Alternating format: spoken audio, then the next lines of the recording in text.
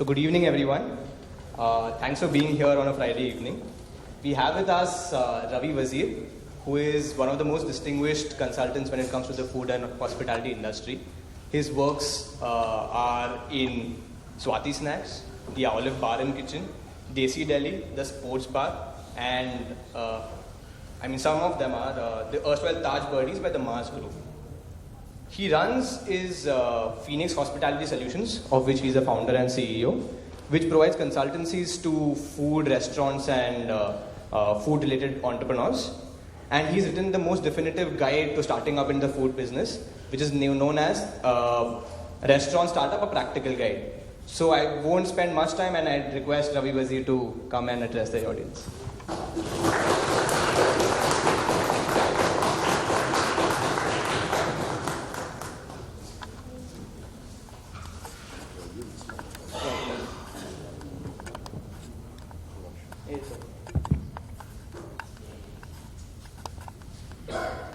Good evening.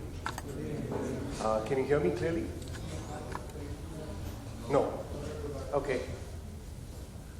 Is that enough? Are we good? Okay.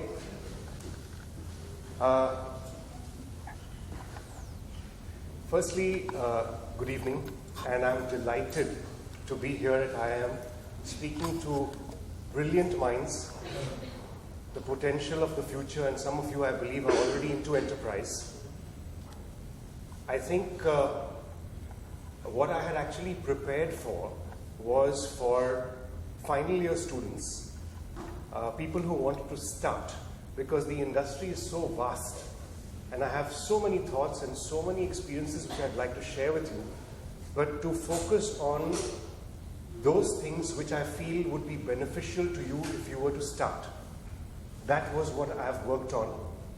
And the plan was that I would speak for about 40 minutes, and then we have a Q&A for about 40 minutes. But I think it's been a long day for you, and some of you may even be hungry. So I'm not sure whether it's a good idea to speak for that long. I'm going to cut that short, and I'd more than enjoy. You say no? Not necessarily. No, I know you guys work hard. Okay, so let me get started anyway, and we'll see how it goes. So I have the clock in front of me, and I think I'd need to, I'll keep a track of time, and any of you can sort of time out if you want to move to the Q&A, okay? So let's do it fluidly.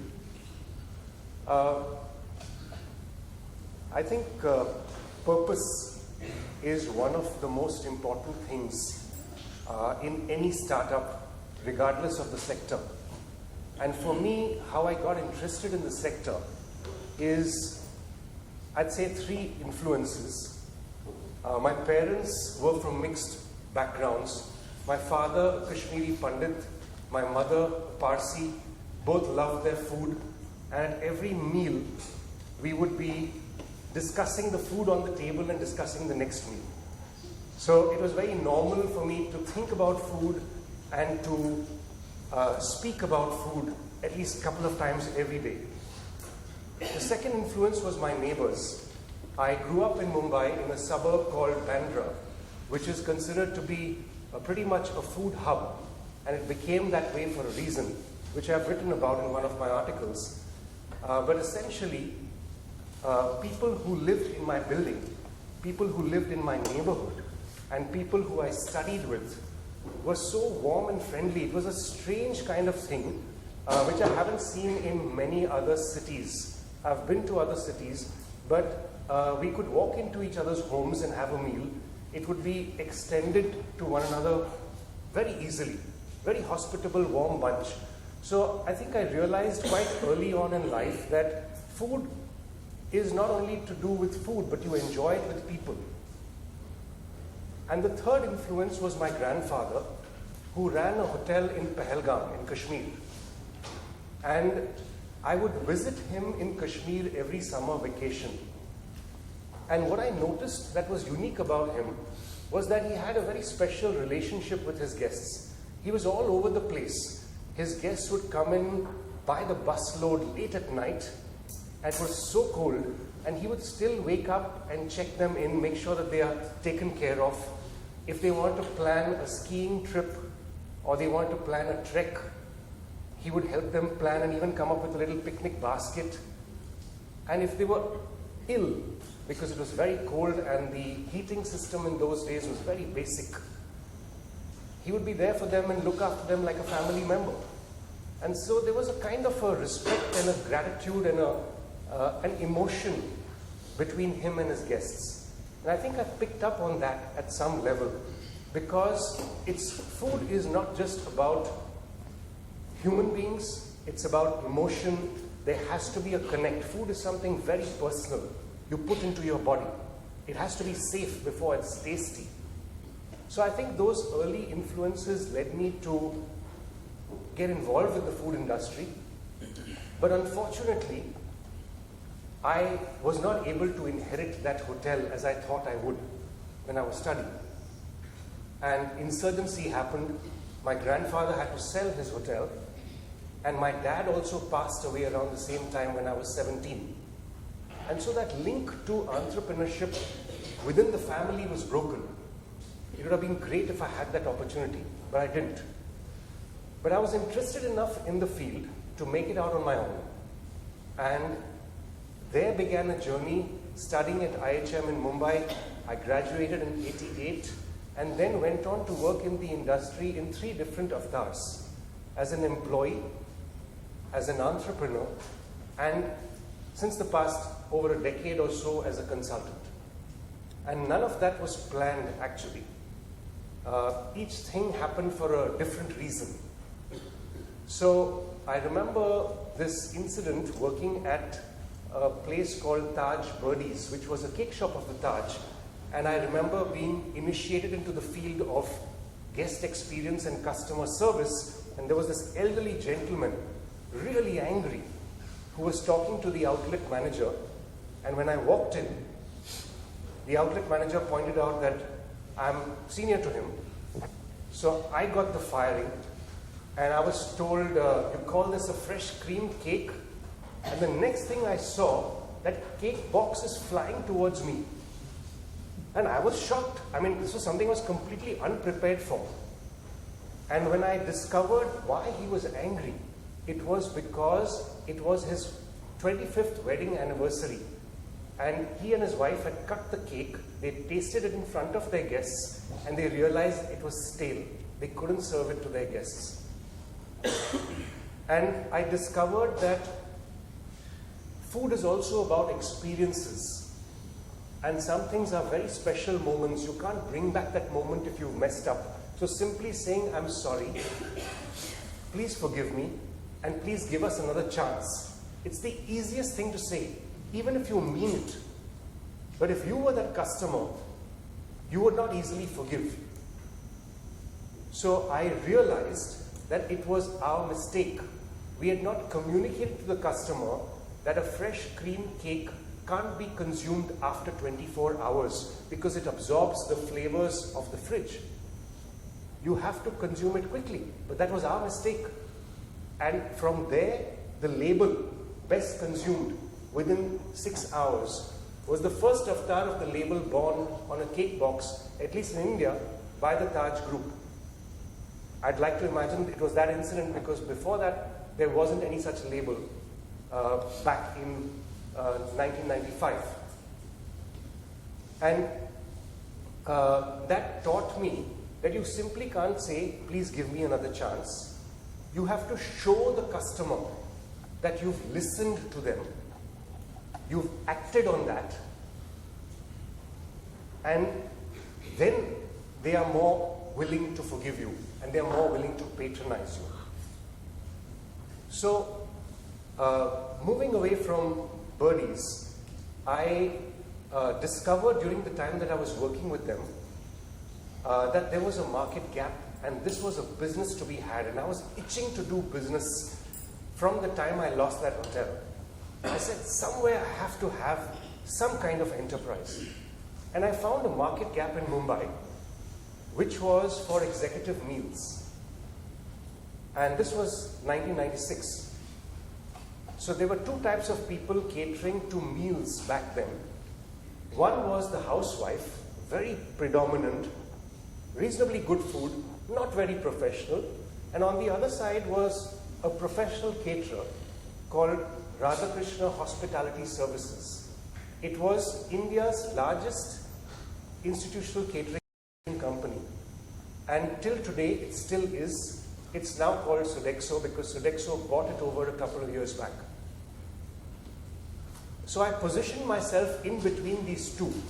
And I said to my customer, I will give you the professionalism of the top end of this business with the Ghar Ka Khana style food of the housewife, which at that time, again, Ghar Ka Khana was not as prevalent in commercial food as it is today. So customers loved it. I created a good amount of patronage within just about 2 years, but it wasn't enough to make worthwhile amount of money. So I decided to bring party catering into this business. And I thought my customers will support me because I saw the loyalty. They were very happy with me. I had a close relationship with them. And still, though they gave me some events, I even did a wedding, but it wasn't enough. And I was trying to figure out, why do these guys not trust me? They trust me with their meals at home and in their offices. Why aren't they trusting me with this party catering? What is wrong? And I discovered, after speaking to some people, that I had positioned myself as a Ghar Ka Khana caterer so strongly in their heads that even I couldn't convince them otherwise. At some stage, after 3 years of running that business, I had to shut it down because I didn't know how to take the business forward back then. This was 1999. I shut down, very emotionally distressed. But I learned a lot of things from that enterprise, which I would never have learned in any job as an employee or as a consultant, or certainly not in the classroom.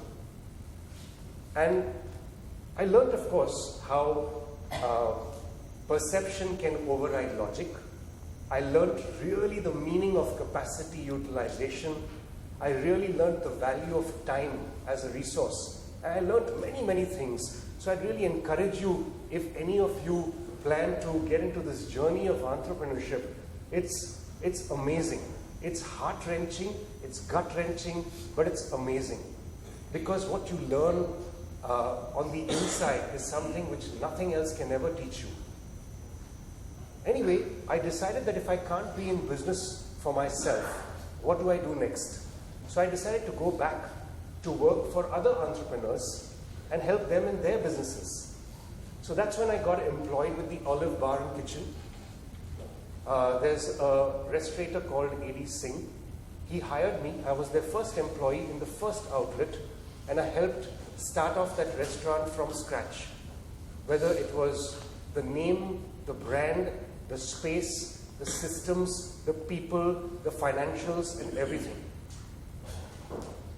And I helped launch that brand, and I got another offer from another interesting company, which was Radhakrishna, because that was an India-wide responsibility.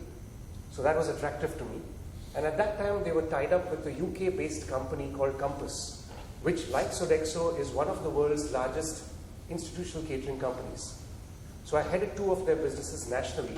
But essentially, I was enjoying myself because I got to lead teams, I got to tweak business models, I got to develop work cultures, because influencing work cultures is really very, very challenging.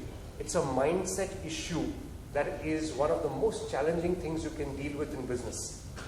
Mindset of the entrepreneur, mindset of the management team, mindset of the junior most people, everywhere. The greatest challenge in execution is mindset. I found that after RKHS, Radhakrishna, there was another work assignment which came my way, which was supposed to be a regular job, but that turned into a consulting assignment. And it was by a very interesting entrepreneur. And he had a very interesting concept. And he said to me, I want to set up a chain of gourmet mithai shops across India along the lines of Godiva chocolates. And I love that concept. And this was in 2003.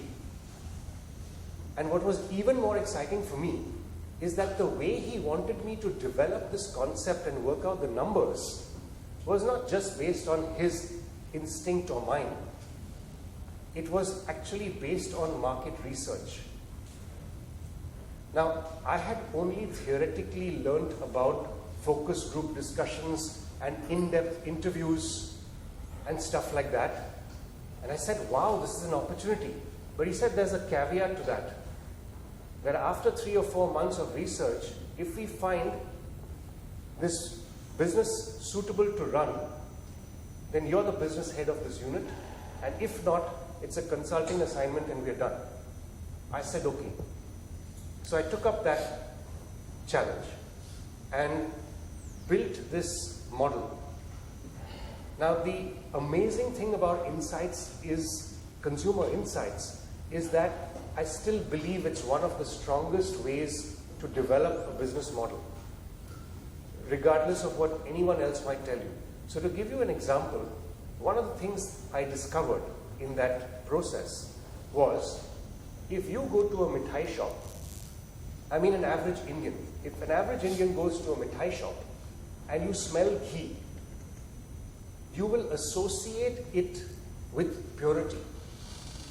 So how do I use that knowledge? I use aromatizers in the store, regardless of whether it's real ghee or a chemical, to influence the minds and the will of my consumer. Because at the end of the day, the food experience is about the 5 senses. And you have multiple opportunities to play with that, even more than in a retail store. So, after this assignment, I laid out the financials on the table and suggested to him not to go ahead with the business. And he was shocked that I had aborted myself from this assignment when I could very easily have strung him along and taken his money. That gentleman, till today, I would categorize him as a friend because we meet with our families. But more importantly, from a business point of view, he referred me to several other people because of what I did. And that led to a stream of consulting assignments which started incidentally after that. So there were different buckets of consulting assignments that I had. I had full-time consulting assignments. So I worked with Atul Ruia, the owner of Phoenix Mills, for multiple projects of his hospitality businesses, one of which was a casino in Goa. And that had its own nuances which taught me things I had never even heard of. I didn't know, for example, that a casino in India has to be on a ship if you plan to have live gaming, where you have a dealer dealing, because it's not legal to have it on land. And then I had to make presentations to the Chief Minister of Goa at that time, Pratap Singh Rane, and his team, for 2 issues which I was completely unprepared for and had to prepare for. One was, how are you going to throw away all your waste? Because there are sea turtles here. How are you going to take care of these turtles? And the other is, the local Goans are really not going to allow their kids to get into gambling. So what do you think you're going to do? Because there's a group of people who are opposing it. We were not thinking of a casino on the lines that you might have seen in Goa today. That's a tiny, cheap casinos currently. What Atul Ruia had in mind was the top-of-the-line casino along the lines of Macau, where he would bring in high-end tourists and it would change the face of Goa. But that didn't happen. But a learning. I also worked with Swati Snacks, which was a terrific experience. They admitted to me up front that they are a mom and pop run style place. They're doing very well in their numbers, but their systems, their people need to get in place, because without that, there can be no expansion. We explored Singapore. There were issues there which are now being resolved, hopefully. Uh, but that was again a tremendous experience where I learned that during my journey, I've had many interactions with entrepreneurs, and many of those interactions have been very transactional. I give them knowledge and information, I help them work on their business, and they give me money. That's it. Transactional relationship. But with the Swati people, it was not like that. They allowed me into their business completely, and today I can say that they are also friends. So in relationships in business, not just in the food business, but in any business, I think honest, genuine relationships lead to more meaningful work. Besides that, I also worked on a business full-time consulting that bombed. And that was a brand that I helped bring down from Dubai. Sorry. And this brand belonged to the Jumeirah Group, the guys who own the Burj Al Arab. So they had a pan-Asian restaurant brand called the Noodle House. And I was designated country manager, as I am in many of these consulting assignments which are full-time. I'm given designations because we in India need designations. If I go to a government authority, I need to show not a consultant, but a CEO. I need to show my employees that I'm at a certain level. I need to show that card. We need to do that in India. Designations are very important. Even though my financial agreement with them is that I'm paying GST to the government, I don't have PF and HRA. So this brand we launched in Bangalore, in Delhi, and the investors had a completely different agenda. They were not looking at profitability, they were looking at valuation. And that's a very dangerous game to play. If you're looking purely at valuation without unit level profitability, it's very, very dangerous. And they learned the hard way, eventually shut down not only this brand, but all the other hospitality businesses, all the other food brands that they had, because that was their approach. They were essentially builders, and their thought was, I put 500 crores into this industry, it gives me this kind of return. I put 500 crores into hospitality and food, it doesn't give me this kind of return.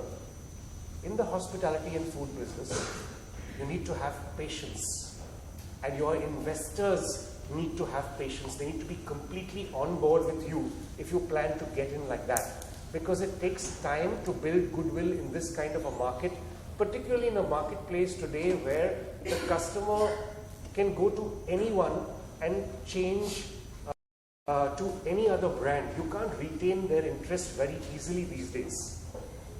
So after consulting, what I find is that I've worked in different formats, and one way or the other, I just enjoy this business. It doesn't matter to me whether I'm doing a half-day consulting assignment with someone, or I'm working 2 days a week with one client on a retainer, 1 day a week with another client, or I'm working full-time.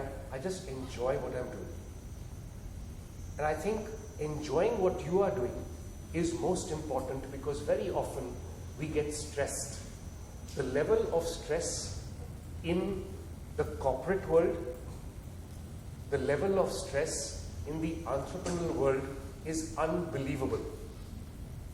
Please don't fall for any macho lines that people give you, that, you know what, I worked so many days at a stretch without a break. It's like they want a Padma Shri for that. But they're killing themselves actually. And you will find mid-level to senior level executives with heart attacks and other problems very easily happening. They drop dead very easily. And in the entrepreneurial world, very easily.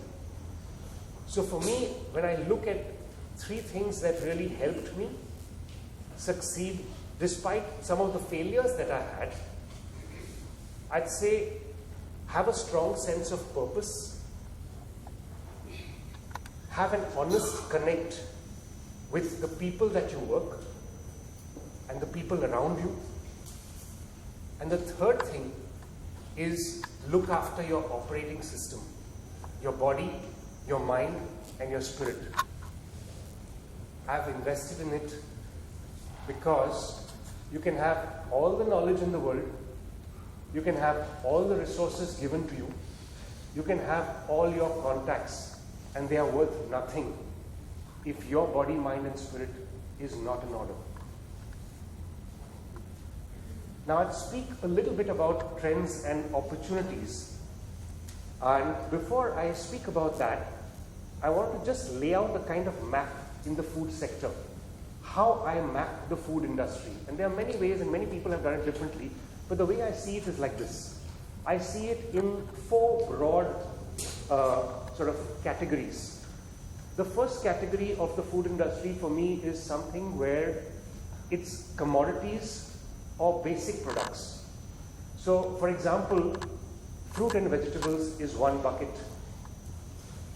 Grain and pulses is another bucket. Poultry and its products, seafood, meat, etc. That's one way to look at the food sector. Another section within the food sector is processed foods, which are FMCG products. You could have extruded foods, you could have an energy drink, you could have any kind of sauces, cooking pastes, etc. The third category is prepared and delivered food. By that I mean a central kitchen from where food is delivered, or a home chef nowadays from where food is prepared and delivered. And the last category, as I see the food industry to have, is prepared and served foods. So by that I mean restaurants, kiosks, canteens, and these could be on land, or on an aircraft, or on board a ship. So broadly, that's how I map the food industry. And I just thought I'd share that with you, because then you can see, okay, where do you want to play? Where in this space do you want to play? So, trends. There are so many trends and there are so many opportunities. So let's look at a few that I've seen and that I've liked. So there's this wholesale hub concept which is recently hitting cities like Mumbai, I believe Ahmedabad as well, which specialize in fruit and vegetables. And they have good quality products. There's no wastage, almost no wastage. They sell it at very competitive prices. That's quite nice, I thought. Then I heard about this guy called Desmond. And he runs a company of craft spirits. Agave plant is like a cactus, and you make tequila from that. So he's created a brand which he calls Desmond G. Desmond, J-I. It works. Then I see development happening in small sectors, but they're growing. So there's allergen-linked foods like, say, gluten-free. Small market, but it's just starting, a fledgling little market. Or nutrition-based foods like organic foods, or various things like health preferences like vegan. Very small markets, but they're starting. Then I see there are allied fields of food. Food packaging is a huge space to be in. Warehousing and logistics is a huge space to be in. But I thought to myself, should I go on listing 500 such things to you? That's not what you're here for. So what is the essence of a couple of the things that you should look out for in trends and opportunities, rather than listing something down for you which you can get easily on the internet? So the first thing, without a doubt, is consumer insights. Just stick to that and you will point true north. And what I mean by that is, sometimes it's very easy to get deterred in what you're planning, because private equity firms are telling you quick service restaurants are the hot and happening thing. So everybody says, that's the place we need to be. And then you will start thinking like this. Only quick service restaurants, because that's where the money is going to come from. And then tomorrow they will tell you, do online groceries. And online groceries, many companies die. Then they will tell you, now fine dining is dead in India. Restaurators have declared it dead. Now casual dining is the right thing. Then they will tell you, do food apps. and you will keep moving in the direction that private equity firms will tell you to. For God's sake, don't do that. They are doing their job. You do your job. Your job as an entrepreneur is to find a market gap, research it properly, understand problems and preferences, and follow that through. The private equity firms need to follow you. You don't need to follow them. So for God's sake, be careful and just follow your sense. What is telling you? What is the market telling you? Not what the investor is telling you. The next thing that I found is quite credible or which is quite sustainable in the food industry is food with integrity. There's an example, an international example that comes to mind, but I think it will be of some relevance to us here. In the US, eating food at fast food restaurants was equated with many health issues like obesity, diabetes, and all of that. And about a decade or so ago, America started realizing they need to watch what they're eating. So along came a brand called Chipotle, which is a Mexican casual dining restaurant brand. And they said to the market that we don't have as many freezers as fast food joints. And what does that mean? We serve fresh food, they don't. If you're willing to pay that little bit extra for food with integrity, you won't pay a heavy price later with your health and with the money that you're going to dish out for your health. So, partake of our food. Food with integrity is something worth keeping in mind, even in India, though as of today and as of quite some time, Chipotle has been facing a lot of flack from the public because they've messed up on a couple of occasions with food safety. There have been food poisoning issues. So one has to watch the supply chain. It's not so easy that I'm going to be fresh food and you can do it. You have to think it through carefully. The next thing is traceability of food. You remember the first client of mine who I spoke to you about, the Gourmet Mithai shop? He rehired me for another business a couple of years back that he started, and that's doing rather well, called Sarda Farms. It's a premium milk, cow's milk, door delivered. And his premise to the customer was that right now you're consuming milk yourself and for your family in Tetra packs, and you think you know where it comes from. But let me tell you where it comes from. In the best brands in India today. It comes from farmers, a bunch of farmers who individually have their own cows. Now just visualize these cows with ribs which you can see. They're expected to give milk. Obviously it's really hard for those cows, so they have to be injected with hormones, considering the rubbish that they eat. They're fed with the cheapest fodder. So the output you're getting is hormone-ridden, unhealthy milk in an environment that is not temperature managed, which is unsafe, in an environment that is dirty, with an aluminium handa, with a muslin cloth that's supposed to be a filter, with cow dung and hay all around. And that is masked in these Tetra packs to you, the customer, because it is heated at a high temperature and has preservatives. What we, on the other hand, have to offer you, says the value proposition, is that we have a breed of cows that does not need hormones. These are imported cows. And if you're wondering how we imported the cows, when it's not legal to import cows in India, we imported the semen of those cows and had the patience to develop this breed, pure breed, relatively pure breed, over a couple of generations for you. We have a plot of land in Nasik with alfalfa grass, which you're welcome to come and see anytime. And then the milk is not taken out by human hand, it's by machine at the correct temperature with full food safety and hygiene and delivered to your doorstep cold without any preservatives. That is traceability. Think about it, because it's something like that, like food with integrity, ways to think for the future.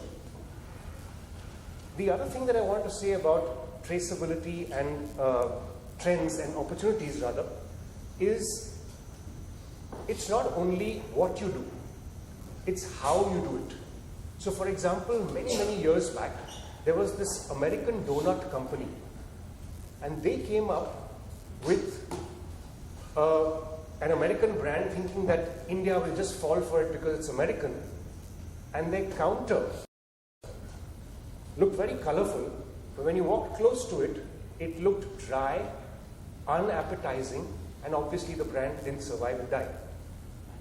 And then in came a brand called Mad Over Donuts with fresh batter, with donuts made in front of the guest, and even when you look at it, you don't have to touch it to see whether it's hard. You can see it's soft, it's moist, you really want to eat that. And they succeeded. So it's how they did it. Of course, they have their own set of challenges even today.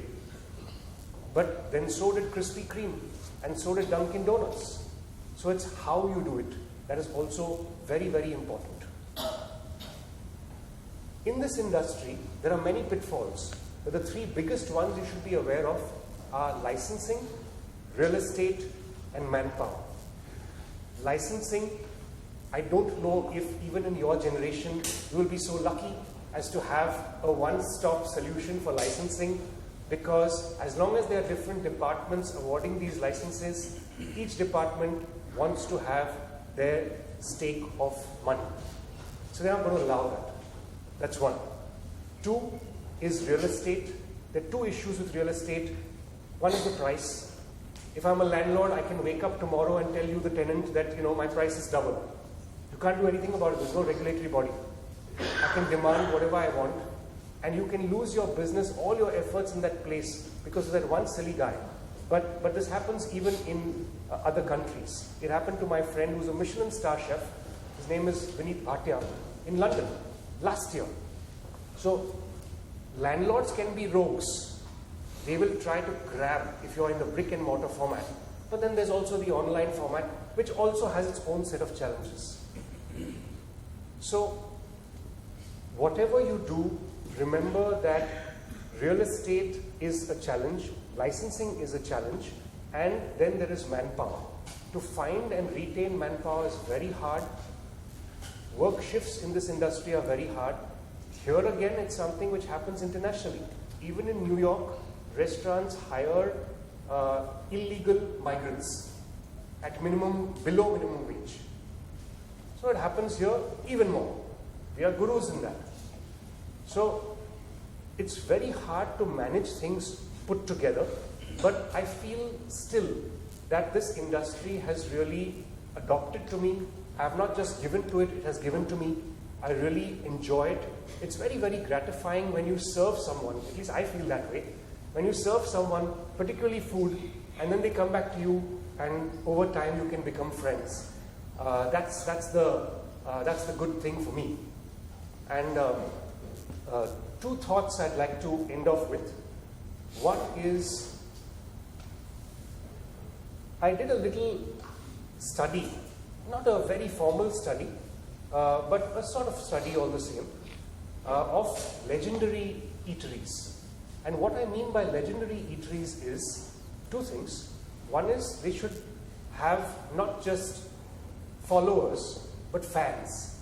Fans who are like, you go to this person and you say, this place you should have, it's really good. So how does one get to that place where you have a fan rather than just a follower?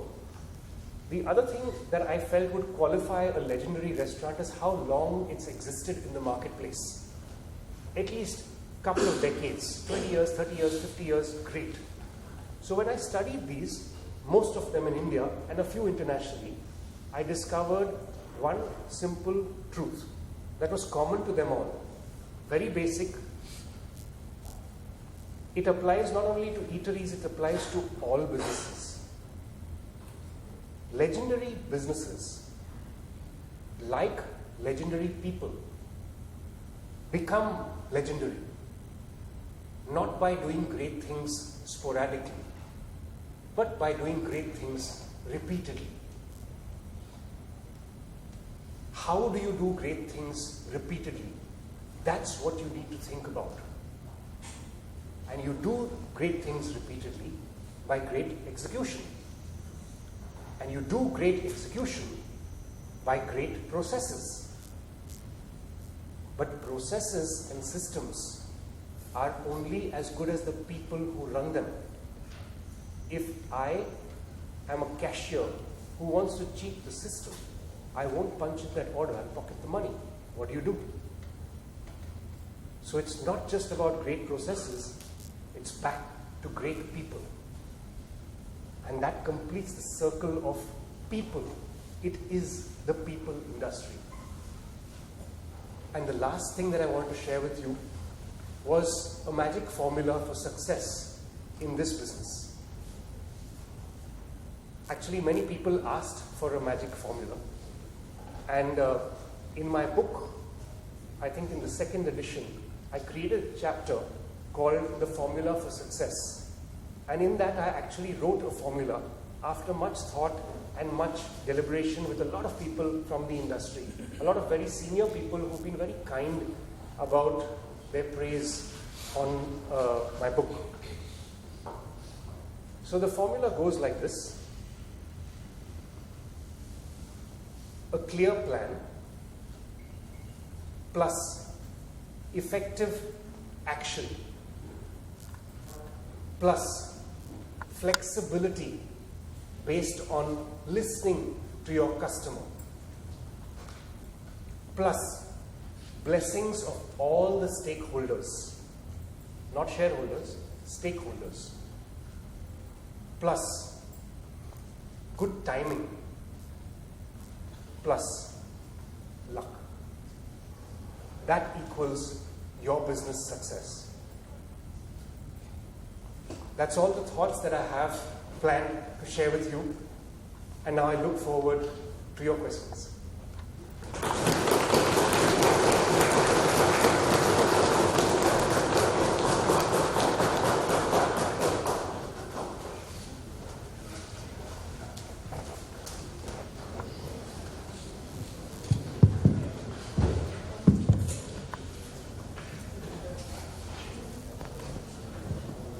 Yeah, I have a question. There are a lot of rating systems today. A lot of rating systems today. Yes. Michelin star, Times Food Award. Yes. How much do you think they really matter, or what is the significance, and do they actually conform to food traceability or integrity of food, like you said?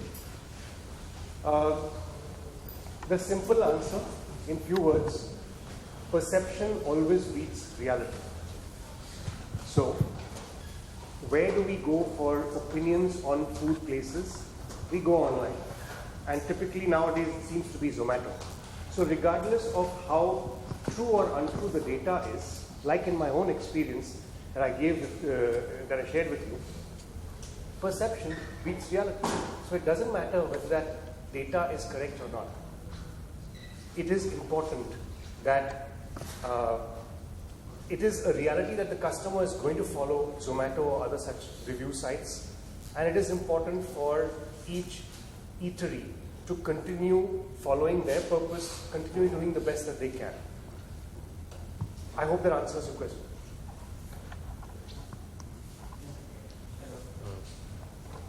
Hello. Hello. So, in an era where there is a restaurant such as you mentioned as a Swati, there is an era where there is a Zomato. So, in between these two, how you see that entire relationship, where it going to go? That's something like from now to maybe a 5 year down the line. Where do you see? And just a small question, just too curious to know that the gourmet shop, which you have said no, what was the reason behind it? The gourmet mithai shop? Mithai shop. That never took off. No, but what was the reason behind it? So yes, so the reason for my advising him not to go forward was that the break-even was going to be about 7 years. And in that time frame, the market could change. And the market is not going to remain stagnant. We have a certain target. And that target is a moving target. If it's within a manageable time frame, you can move with it. But if it moves in such a wide time frame, then you're not sure whether they're going to really hit the target. So that was the reason why I advised him not to go ahead with that. But as to your earlier question, in terms of the relationship between a restaurateur and these reviewers, do I have that right? You want to? It's like somebody who connects your restaurant with the product masses. So they're like tomato and Yes. you are making it. Yes.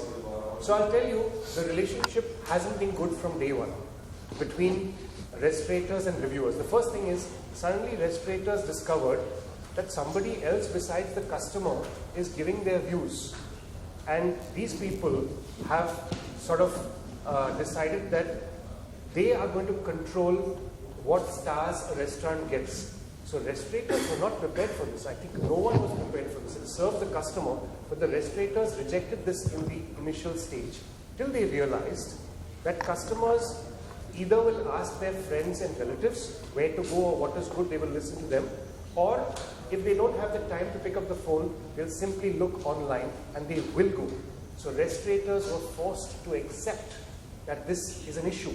But even today as we speak, literally today as we speak, in a restaurator group that I'm a part of, the discussion is, how is it that Zomato is saying to us that we have to give them fire safety licenses because of an incident that happened a couple of weeks back in Mumbai.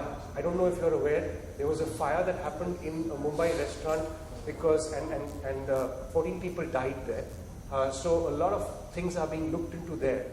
And to satisfy their customer, because customers have been asking Zomato that please tell us which of these restaurants have food safety standards and which don't. So Zomato has written to all restaurateurs who are there on Zomato that please provide us with details so we can share it with the clients, and those who don't automatically, we don't know what they're going to interpret. So now Zomato is in a sense controlling restaurators. Restaurators are saying, let's fight it to some extent, let's not. But it's a very strange and unpredictable relationship that's currently happening as I see it. Very hard to predict actually what's going to happen in 5 years, let alone 5 weeks now the way things are going. So that's the current situation between them. That's all I can say.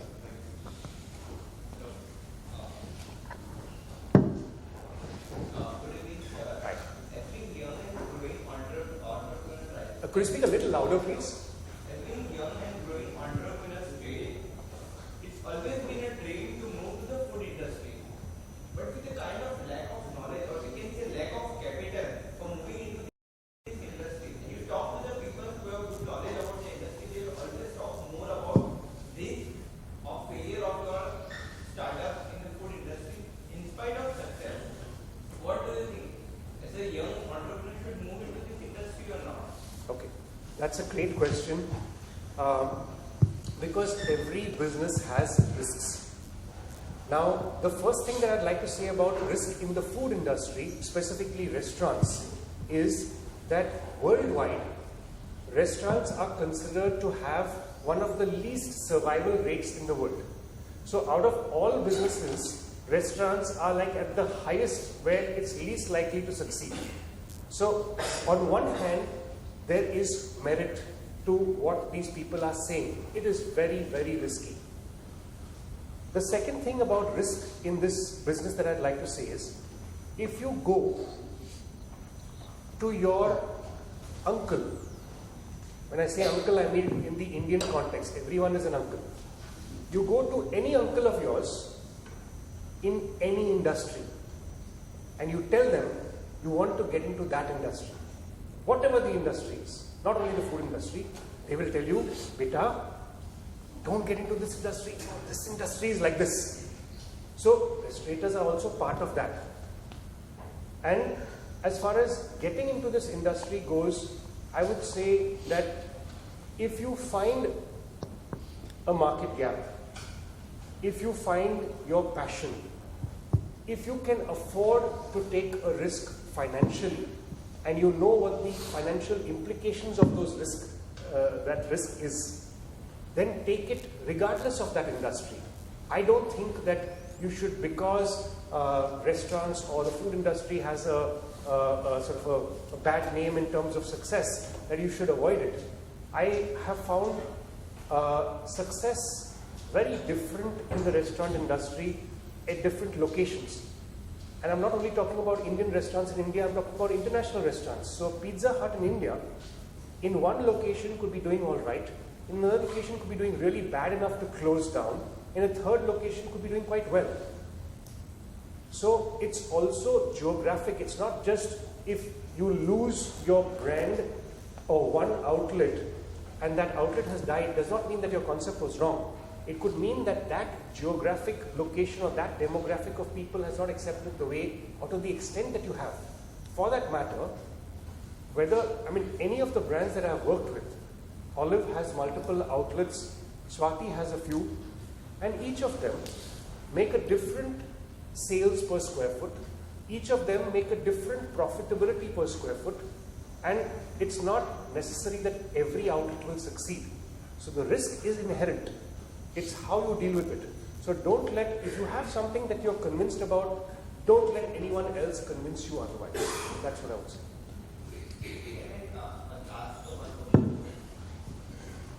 Okay. So, sir, as you see that when you franchise the food business to other, there are so many food chains decrease their food quality, or they not. And so many food chains that decrease their food quality. decrease or their they are food not able to maintain the food quality. They are giving it their main store. Yes, This is the biggest problem happening in the food industry right now. yes. So, what is this thing? So, how it can be done? How it can be saved by franchising the food chain? Okay. I think the way franchising worked initially in some of the earliest franchisers internationally, like McDonald's, was what I say was pointing true north in a relationship. What I mean by that is McDonald's, for example, if you've read their history, you will find that their premise of a relationship with their franchisee was, I will make a little money for myself, but I will make sure that that fellow makes money, so much so that I don't have to advertise I'm franchising. That guy will be my advertisement. Slowly, internationally, that diluted. Some people still maintain it to some degree. But in India, that concept did not exist. The concept in India was to show my investor, I am the franchisor, I have to show my investor revenue models, revenue streams. So I will earn this from owned outlets, I will earn this from franchisee outlets. Obviously, if that is the agenda, purely finance driven, not relationship driven, not bothered about this guy, I don't care what happens to this guy, I will extract my pound of flesh from the franchisee at any cost. Obviously he will die, obviously he'll try and put other brands, obviously he'll dilute it, obviously he'll try and cut costs. That's the reason. Hello, sir. Here. My question is very specific to theme restaurants. Okay. What do you think is the scalability and longevity of theme restaurants? Because what if the so-called fad, fades off? How do you sustain it? Could you share what you express when you're expressing theme restaurant? There's a restaurant specifically which hangs cycles all around, which is themed around cycling and things like that. So certain themes that certain restaurants take up and create a restaurant out of it. So what is the longevity and the scalability of such ideas? Okay. So the first thing is that for me, a theme restaurant is not only ambience, is not only how the place looks. That's one part of it. The theme could be to do with a certain kind of food, either a certain cuisine or a certain kind of food, or it's served a certain way, or it's presented a certain way. A theme could also be with the kind of service. Someone has a train which delivers the food to your table, someone has something else. So a theme for me is interwoven with food, service, and ambience. A theme is interwoven with value for money. So, if you take only a theme as in one element of these, then there is, in my view, no sustainability. Forget about sustainability, there's no survival even. Because that's a gimmick. And a customer is promiscuous. He'll see something today, he'll find it cool. The next cool place that comes, he'll move on there. But if you have something to hold him there, in terms of food and service as well, besides just ambience, something in terms of people interaction, something in terms of the entire experience. Like I said, it's a sensory experience. Then you have some chance of engaging with him emotionally, retaining him there. But otherwise, a gimmick, superficial, and just doesn't work. Yeah, sir. I have a question on similar line actually. This is especially with the latest trends. So in the millennials, this brand loyalty, somehow I feel it's not there. So people are willing to try out so many restaurants and they're going to so many hotels. So how can we get hold of the customers? So that's probably the most important question that the industry is asking itself just now. Because the industry is threatened by exactly what you said. It's not only I who do not have the answer, but the entire industry does not have the answer to that. Everybody is trying to find ways to build relationships which are not simply software-driven loyalty packages which give financial incentives, but everyone is trying to engage emotionally with the guest. Now, what I mean by that is, if you are in an Udupi restaurant, you might be there for just 20 minutes or so when you're out of there. If you are in a higher-end restaurant, you might stay there for twice the time. That time, why is it important? Because it's an opportunity to interact and engage with your guest. It's not just the advertisements or outside. Once you've got the guest within your four walls, you have a chance to give her that experience, which is something which she wants to come back for, which she can identify with. Of course, if it's millennials, it's really very, very hard, because the attention span of a millennial is very different from the attention span of previous generations. People don't read lengthy things anymore. They want everything so short. That's a representation of people's attention span. So how do you capture the hearts and the wallets of millennials? Very, very hard to do. Someone who has done it reasonably well, I feel today, is Social. Social, have you heard of Social? Yeah. So I don't know how they're doing in Ahmedabad. They don't give franchise in our tri-state. They don't give franchise. They don't give. That's why they have Mocha. No. So yeah, Mocha. I think Mocha and Mumbai or most places shut down. I don't know whether they have it here. But you're quite right. If someone wants to keep it to themselves, there's also merit in what you're saying. Because if a franchisor wants to approach that model and say, I'm going to have all self-owned outlets only, he may not be able to win over the local population. But also different markets behave differently. You can't just copy-paste something which works in one city into another city. And that's what I feel is one of the problems, where people, have this word scalability. Is such a painful word for me. Scalability, which I'm sure you've got here all the time. Scalability. Of course it's important. I absolutely accept and appreciate it's important. But if scalability comes at the price of not even having one outlet which has engaged so deeply with the customer, and then you say, I want geographic flags of this brand all across the country at this density, at this frequent intervals of time. Within 1 year, this is the number of outlets, within this.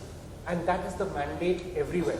What happens with that is that I have never taken the time, I'm sitting in my Mumbai office, I've never taken the time to understand the Ahmedabad customer. How foolish is that? How can I be so foolish because I'm ordering people around, do this, do that, I want this many outlets. I've not taken the time to spend time with the customer and understand that I can't copy paste this. This customer needs something different. And that's the problem. financial agenda and time-driven goals are driving this people-driven business. That is the biggest malaise. Because a restaurator gets very excited that his concept can scale up. He can show off his concept. He can scale it up. Even he doesn't have the patience when somebody says, this is the money I'm going to give you, you're valued at so much. This is the money I'm going to give you every month, but I want you to grow at this pace. Unfortunately, he's bought. And the ones who are really love their industry feel they've lost a part of their soul. And they regret having sold that share, the controlling share of their business, because it's oriented the business differently. As opposed to those who say that I've done enough, let these fellows put the money, let them die, I don't care. I've got my money out. It depends on your philosophy. And unfortunately, for the most part, 99% of people will go for the money. Sir? Good evening, sir. Let me first compliment you for the excellent session that we have had. I think being food, everybody connects to it automatically.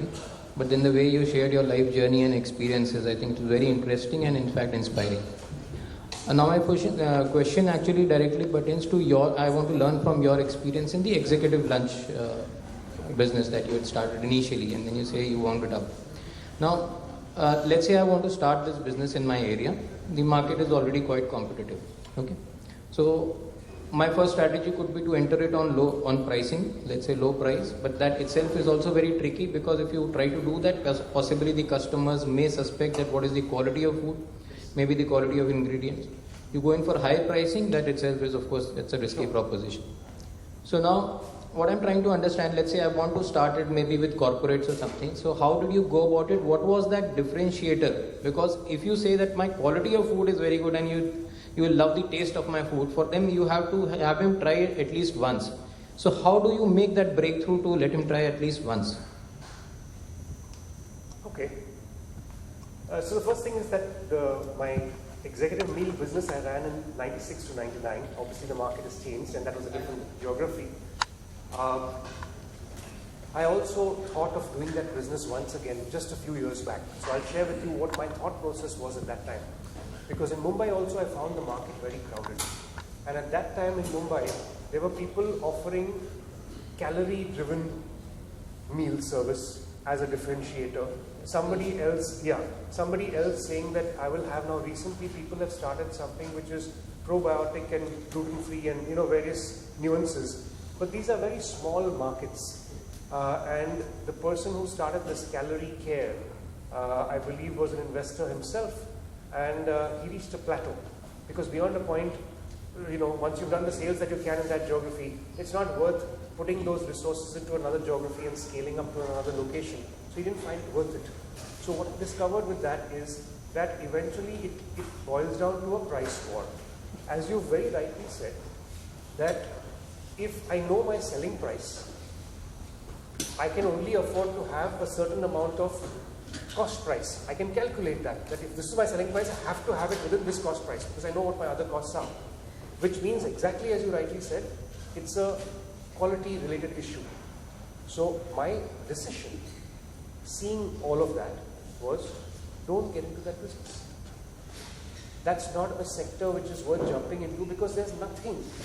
My self-talk was, there is nothing that I can express to this market that is worth expressing. So I did not enter into it. And this is just 4 years back. Hi, so I have a question. Okay, so I have two questions. Firstly, so for someone, you said that human capital is a major bottleneck for anyone. I'm sorry? Human capital is a major issue for anyone who's entering into this industry. Yes. So how do you solve that problem? Because for someone who has no background in hospitality, Sure. how do you get over that bottleneck?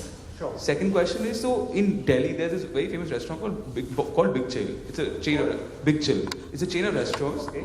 and these are continental kind of food. It's very prominent in Delhi. However, they haven't expanded outside the Delhi market. Yes. So, do you think for these kind of restaurants which are prominent or prevalent in one market, Is it better to be consolidating their market, or should they try and expand their geography into other into other places? Okay. So firstly, the manpower problem. How the industry has been dealing with the manpower problem is the best that they can, but it's not good enough. I have friends of mine who, after operating in this industry for decades, because their people suddenly leave, they find themselves doing step-down jobs, even today. So, the takeaway from that is that inevitably, even if you build a system which is reasonably stable, unless you're large enough, you will oftentimes land up doing a step-down job. You will oftentimes, it will restrict you from growing or looking or working on the business. You will oftentimes land up working in the business, particularly in your early days. There is no getting out of that. So I think the first thing is to orient yourself to realize that this is not something which even people from the industry can come up with some solution, and because you're not from the industry you can't. No.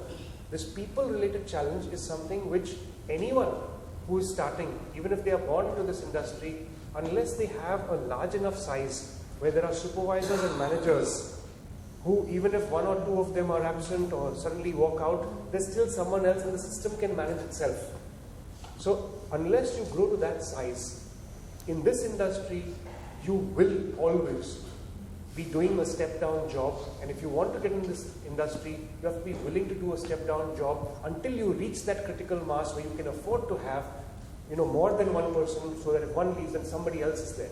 That's the manpower-related thing. On the Big Chill-related thing, it is two things that I see. One is, it depends on the agenda of the person, of the promoter. Sometimes a promoter says that I know this geography very well. So one is, I'll proliferate the market with as many Big Chills as I can in this market, but because I know that this business doesn't do well without my personal supervision, I will not go to another geography. I will stick to this geography, and if I reached a plateau, I will either not do any more Big Chills, I will be satisfied with just Big Chill as one brand. I'll create other brands which will serve the same geography. That is one approach. The other approach is that I want to grow, I'm getting an investor, and I don't want to reject that investor. Like the first guy may reject the investor. He says, no, I'm happy. I'm the king of my area. The second guy says, I want to grow. I'm looking for a financier. He gets a financier, and he says, I'll get senior enough people, CXOs or managers or whatever, to manage the whole thing, and I will only handhold them as a mentor. So that relieves me of my day-to-day mundane operations which I was doing, and plus I get money. So I'll take this liability of day-to-day operations and put it on somebody else's head and get paid for it. So there are two approaches. These are some of the reasons why people choose these two. So there is no right and wrong. Each one of them have a certain agenda, and they are fulfilling their birth purpose, or what they're planning to do. That's the reason they make these choices. Yeah. Good evening. So my question is, based on your industry experience, how important is job exposure, work experience before having your own startup? I think it's very important, because if you don't have any experience, even if it's just for a couple of months, I would not even say it has to be for a couple of years. I would not even say it has to be very diverse in different, in multiple jobs. I would not even say it has to be very deep into one part of the business, or you cannot necessarily have a holistic view. But just if you test the water by tipping your toe into that cold water, you will know the nature of that water. So, for example, if you say that you're going to handle the floor with guests, you still have a sense of what's going on in the kitchen. You still have a sense of what's going on in accounting, or you still have a sense of what's going on in marketing, because you're looking. You are not an ordinary person like someone who is just going for a job. You're going there with an agenda of immersing yourself into the nuances of the industry, even if you are restricted to one department, you should go with that agenda. You should go with sort of immersing yourself into various aspects of that. And the more you're willing to do that, the more you can ask yourself the question, am I ready for this? You know, I've had a consulting session with one guy who I had just for half a day, a film producer in Mumbai, who was so excited about taking up these 2 floors of space. And he had a concept and everything. He said, Ravi, just tell me how I have to make this happen. And within a few hours, I showed him the financials and I shared with him what it will take for him to get into this. And he was so grateful. He not only aborted that and saved him probably several crores of rupees, but it saved him the pain and that heartache to recognize that is not the industry which was for him. So, immersing yourself into this industry without any expense is the best way to not because you tangibly want to learn something, but just you're getting a feel of it. It's not because you really want to learn this is how this is done, this is how this recipe is cooked. No. If you try to do that, you'll spend years and it will still not be enough. Just to get a sense of this is how things happen in this. It's a madhouse. And I'm willing to be a part of it. In fact, I'd love to be a part of it. And I will learn as I go along from people because nobody's born with all that knowledge. You can't possibly have that knowledge. Even if I start something tomorrow, it's not a foolproof thing for success. Some of the biggest guys in this industry may fail in a new brand that they start, or they may have a couple of outlets of the same brand, and in some location it will work and some it won't. So immersing yourself in that will give you a sense of it for free. That's what I feel would give you a fun. Hello, sir. This way, sir. This way, sir. Okay, I think this gentleman was there next. Or whichever way. I'm here. Sir, well, you have a, you were in the hospitality business. It was a legacy, I guess, and then you had the hotel management degree also subsequently. So, what would you had passion, right, Abhinisha? What would you have to say for people who are pure marketers, like people who would pass out from the IIMs? I'm quite sure most of them wouldn't have a hospitality degree with them. Sure. So, have you ever had you would have a love-hate relationship with marketing guys and the investors? How would you deal with them? Can you cite some practical instances? Okay, because we will be on the other side actually. So firstly, I'd like to clarify, there is no love-hate relationship between investors and marketers. I love investors because I need them. I love marketers because I need them. There's no two ways about it. So there's no question of a love-hate relationship. It's a pure one-sided love relationship. Purely with fulfilling my agenda. I need investors and I need marketers. But as far as what IIM equips you for and what IHM equips you for is slightly different. I think IIM is good in its own way and IHM is good in its own way. What IHM had, which you don't have, is customer experience in terms of a lot of customer experience related subjects that we had, which were reception. In a hotel reception, how do you deal with people? How do you interact with people? So that is one kind of experience that we had, which possibly you may not have had. The other thing is actually cooking. So in our first year of catering college, we had basic cooking on a basic chula. In the second year, and we would just cook for ourselves. Two bench partners, we would just cook for ourselves. The same menu which everybody had to cook. In the second year, we had bulk cooking. So we would cook for the hostel for 500 people at a stretch. And the third year, we had advanced training cooking, which basically taught you international cuisines on a plate, how to present and stuff like that. We had bar, which was understanding how wine is made, understanding which wine is paired with which food, understanding guest experience. So these are certain things which were there, which may not be here. And that helped prepare us in some ways. But I remember my principal telling me, I went to him and he actually moved from IHM Mumbai, being the principal of IHM Mumbai, to being an educationist in the American Hotel and Motel Association in India. And he was selling programs to Taj and other hotels. And I asked him, what further can I learn, because I feel there's a sense of incompleteness in me. And in fact, I came to IIM Ahmedabad for that, for the SME program, because I felt I needed to augment something. Something is missing, it's not quite there. And he told me, you know, there's nothing more I can teach you about a spoon and fork. You know every course, you know every bit of cutlery, you know every aspect of service, you know every aspect of food. You need to understand more about people, you need to understand more about consumer insights, which is where marketing lies. You need to understand more about numbers than we learned in IHM. So I don't think it's one versus the other. We all need to augment our skills. Either we learn them ourselves or we hire those skills. Hello, sir. I want to ask that there are many local shops which are doing well in their area, but they want to grow further, and they even establish their settlements there, but they somehow can't control the quality factor, that is the quality control. So what according to you should be a proper way to do such a business? Okay.